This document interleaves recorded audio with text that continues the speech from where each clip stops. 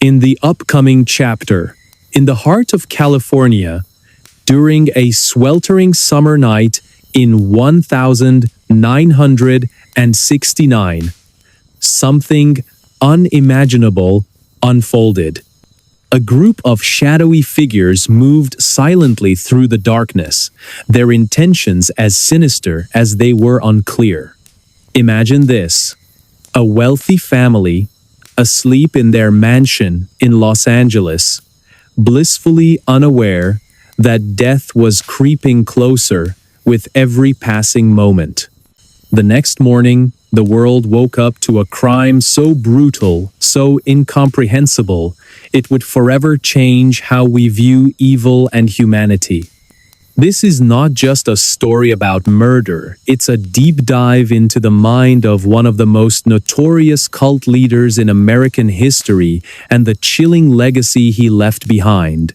Before I dive in, tell me, where are you watching from?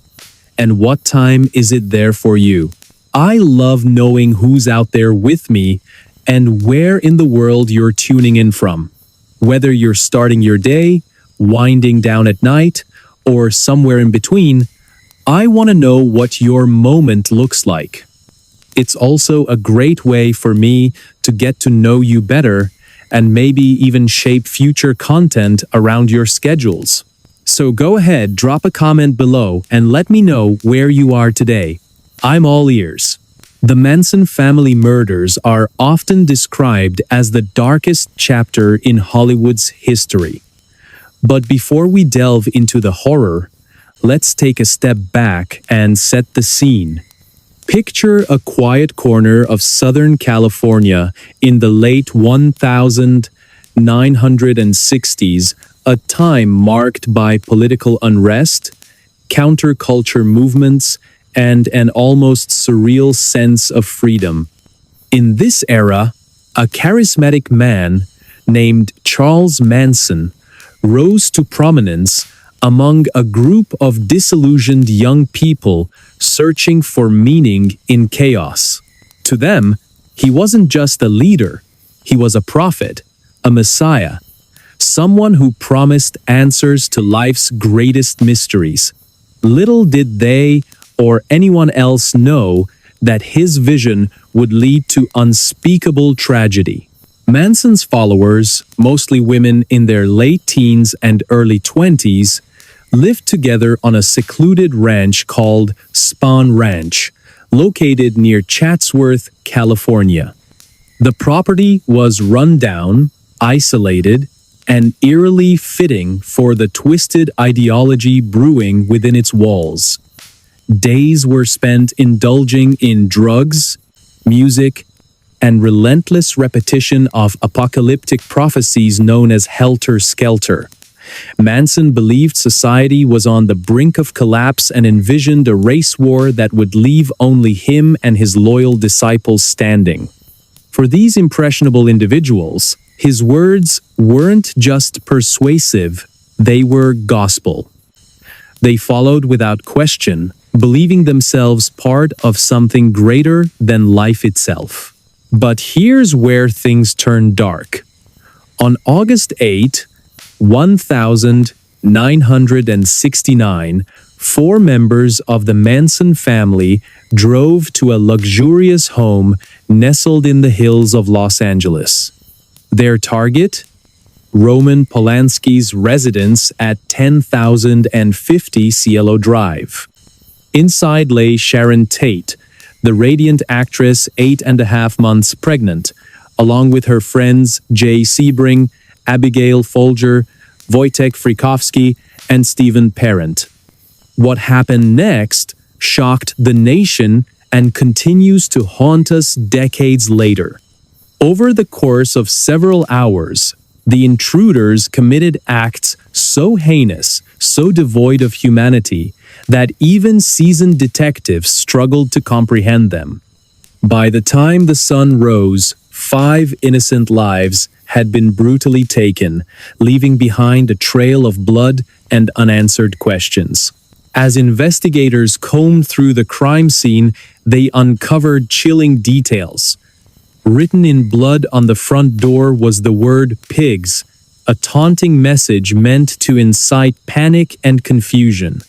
The brutality of the killings, combined with cryptic clues left behind, sent shockwaves through law enforcement and the public alike. Who could have done such a thing, and why? At first, no one suspected Charles Manson or his followers.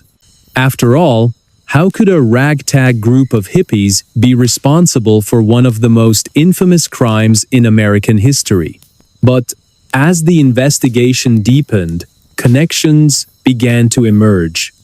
Detectives traced evidence back to Spahn Ranch, uncovering disturbing artifacts, photographs, journals, and audio recordings that painted a picture of a deranged leader manipulating vulnerable minds.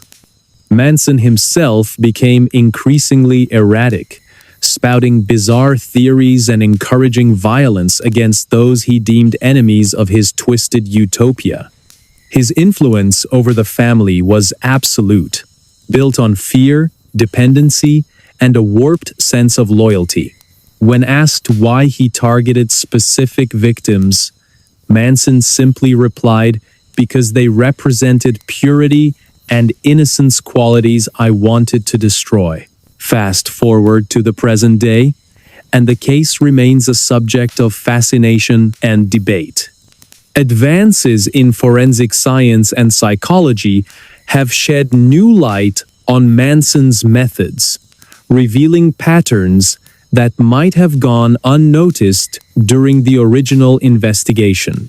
For instance, modern psychologists now recognize the power dynamics at play within cults, emphasizing how charismatic leaders exploit emotional vulnerabilities to gain control.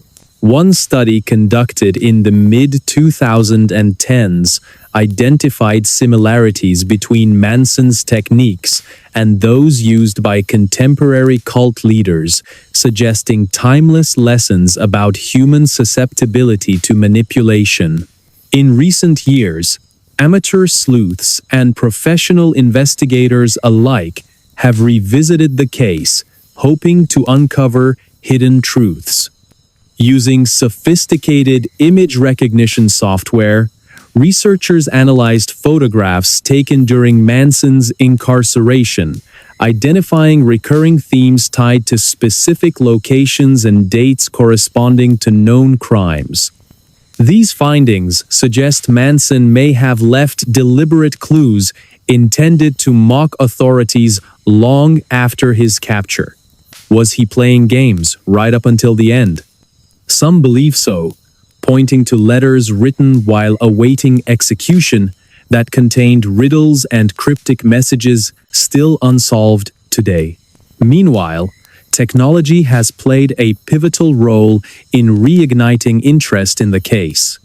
Social media platforms buzz with theories, some credible, others far-fetched, yet all contributing to a global conversation about justice and accountability. Families affected by similar losses gather annually to honor their loved ones, finding solace in shared memories and unwavering determination. As Linda Hayes, sister of a victim, said during a memorial service held near Los Angeles, "We won't stop fighting. We owe it to them to keep searching for answers." Yet, despite progress, fundamental questions remain unanswered. How does someone become capable of such brutality? Can we ever fully understand the depths of depravity exhibited by Manson and his followers? And perhaps most hauntingly, how do we prevent future generations from producing similar monsters? Forensic psychologist Emily Carter addressed these concerns during a lecture at Stanford University, confessing, "It feels like talking to something else entirely when you analyze Manson's psyche. He didn't seem human." Now, let's consider the broader implications. Manson's actions didn't occur in a vacuum. They were influenced by societal factors ranging from economic inequality, to widespread disillusionment with mainstream values. Modern experts argue that understanding these elements is crucial if we hope to combat extremism in any form. Episodes of documentaries exploring the social climate of the late 1960s resonate strongly with viewers navigating their own uncertain times. Could such a monster exist today? That's the question posed by investigative journalist Paul Hayes during the season finale of America's Darkest Hour. His words lingered in listeners' minds long after the episode ended. And then came the twist. In 2020, a former member of the Manson family came forward with revelations so shocking they threatened to rewrite history. Known only as Linda Hayes, she revealed intimate details about life within the group, exposing layers of brainwashing previously unexplored. Drugs, music, and relentless repetition of apocalyptic prophecies created an environment where reality blurred into fantasy. To us, Linda admitted during a televised interview, he wasn't just a man, he was God incarnate. Her testimony provided unprecedented insight into the dynamics of cult psychology, sparking widespread discussions about vulnerability and susceptibility to manipulation. By 2023, advancements in artificial intelligence offered unprecedented opportunities for analyzing large datasets related to the case. A program developed by Brian Carter sifted through thousands of pages of archived material, flagging patterns previously overlooked by human eyes. His findings suggested possible ties between Manson's actions and broader criminal networks operating throughout California during the same period. Are we looking at isolated incidents or part of something larger? Brian asked during a live session, drawing nods of agreement from participants. The atmosphere shifted dramatically as public interest in the case grew once again. Social media platforms buzzed with theories, some credible, others far-fetched, yet all contributing to a global conversation about justice and accountability. Families affected by similar losses gathered annually to honor their loved ones, finding solace in shared memories and unwavering determination. "We won't stop fighting," said Linda Hayes during another memorial service, her voice cracking with emotion, underscoring the personal stakes involved. For every answer uncovered, new mysteries arise. Even now, as we reflect on this harrowing tale, one truth becomes clear. Evil exists in many forms, often hiding in plain sight. But so does resilience. Despite the horrors endured, the people touched by Manson's madness continued to rebuild, finding light in the darkest corners. And perhaps that is the greatest lesson of all, that even in the face of unimaginable pain, humanity finds ways to persevere. So, what do you think? Do you believe Manson acted alone? Or was he part of something bigger? Let me know in the comments below. Your input matters, and it shapes the stories I share next. So go ahead, type it out, and hit send. I'll see you there. R as a comber is not untry kafel of the answers. In the upcoming chapter, in the early 2000s, a young woman drove up to one of the most iconic mansions in the Hollywood Hills. Her heart was pounding as she parked her car and stared at the gate ahead. She wasn't there for an invitation or a meeting. She had come with desperation and hope, clutching a demo CD that she believed could change her life forever. Imagine this. She was about to break into the home of one of the world's biggest musicians. Someone whose name alone could open doors across the music industry. But what happens next is not just a story of ambition, it's a tale of guts, luck, and an unexpected twist that no one saw coming. Before I dive in, tell me, where are you watching from? And what time is it there for you? I love knowing who's out there with me and where in the world you're tuning in from. Whether you're starting your day, winding down at night, or somewhere in between, I want to know what your moment looks like. It's also a great way for me to get to know you better and maybe even shape future content around your schedules. So go ahead, drop a comment below and let me know where you are today. I'm all ears. The young woman, let's call her Rose, was a musician trying to make it big in a city known for crushing dreams as much as fulfilling them. Back then, she lived in a tiny apartment on the edge of Los Angeles, struggling to pay rent while balancing odd jobs and writing songs late into the night. Her big dream? To be discovered by someone who could elevate her career overnight. And so, after months of planning, she decided to take a risk, a highly illegal one that might either ruin her life or launch it into stardom. That afternoon, Rose pulled up to the mansion gates, her hands trembling on the steering wheel.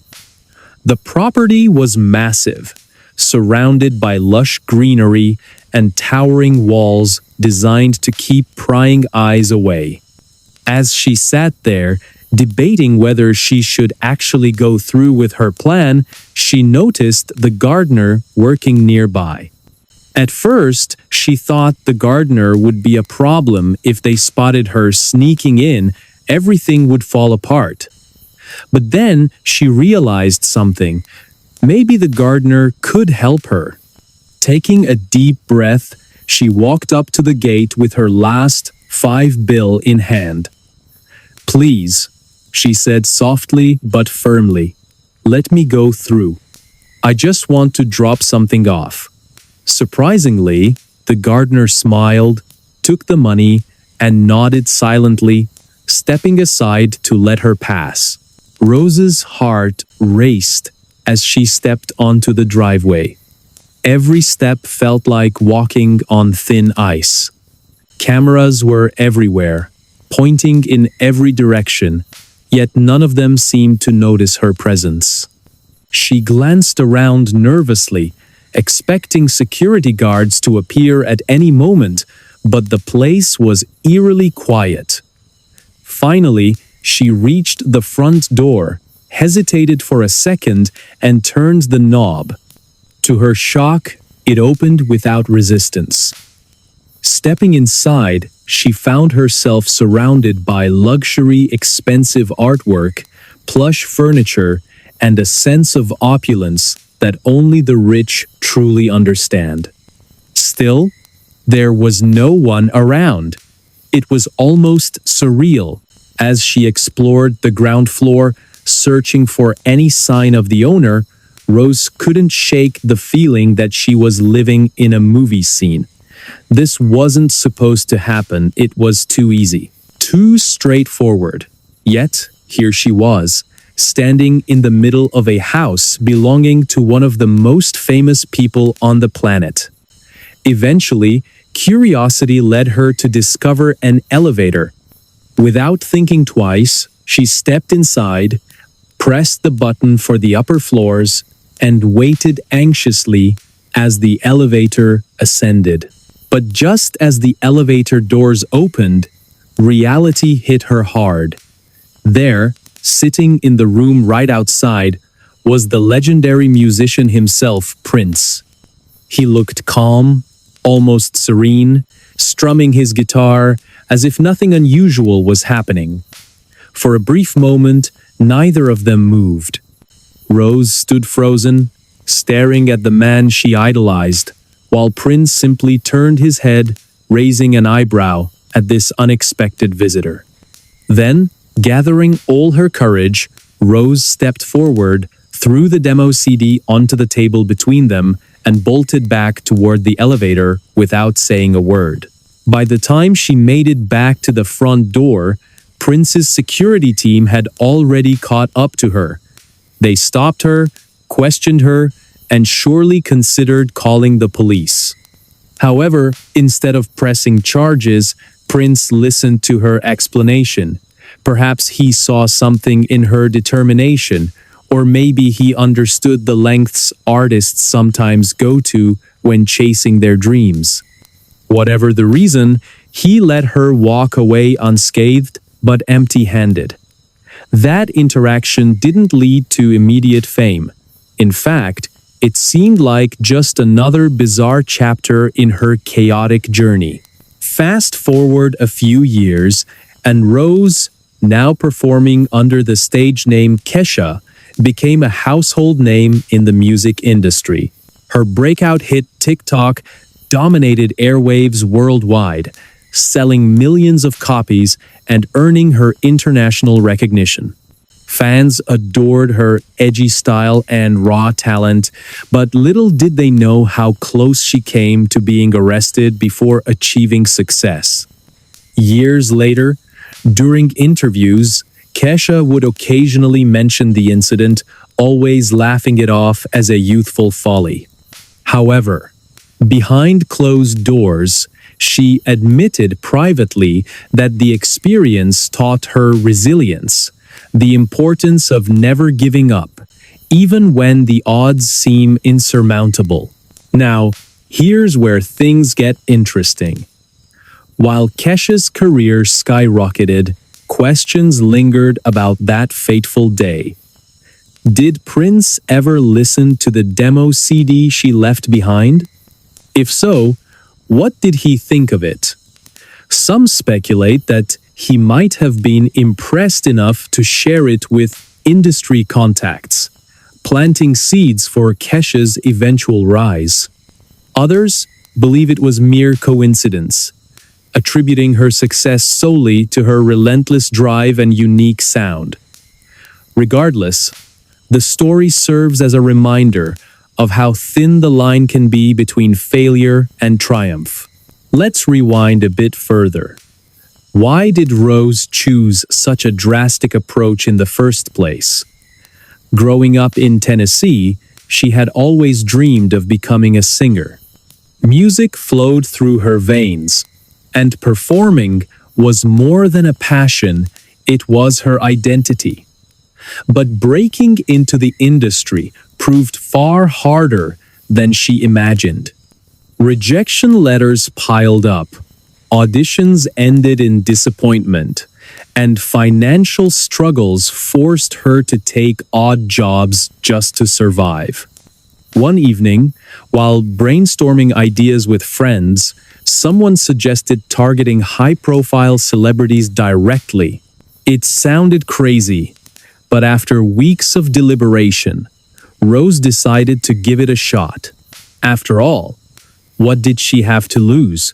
What makes this story even more fascinating is the broader context of the early 2000s music scene.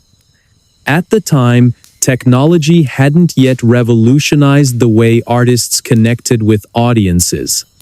Social media platforms like Instagram and TikTok didn't exist, meaning aspiring musicians relied heavily on traditional methods, record deals, radio play, and live performances to gain exposure.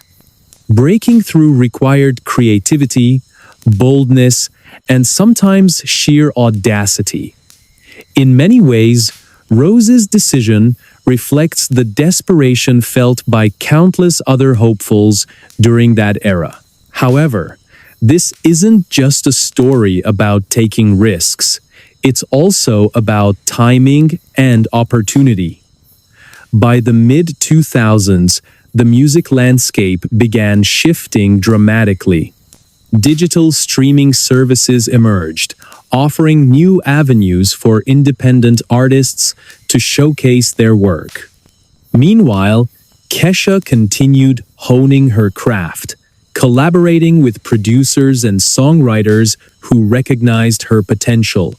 When her big break finally arrived, it wasn't because of Prince or anyone else, really, but because she stayed true to herself and refused to compromise her vision. Yet, the mystery remains. What happened to that demo CD?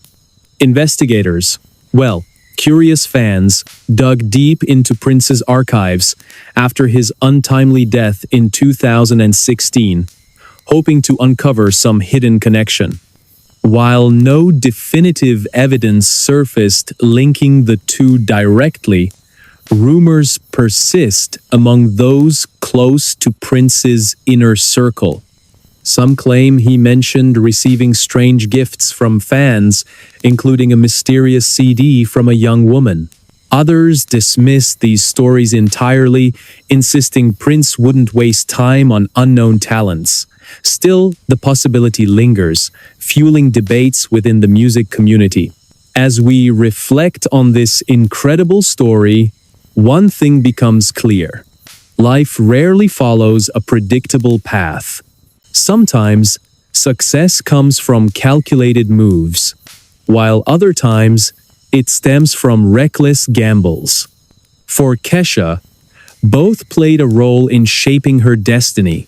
Today, she stands as a symbol of perseverance, reminding us that our wildest dreams often require unconventional steps to become reality. So, what do you think? Was it pure luck that saved Rose that day, or did Prince recognize her potential and decide to let her leave quietly? Let me know in the comments below. Do you believe moments like this define careers, or is it all part of a bigger plan we don't fully understand? Your thoughts matter, and they might inspire future episodes.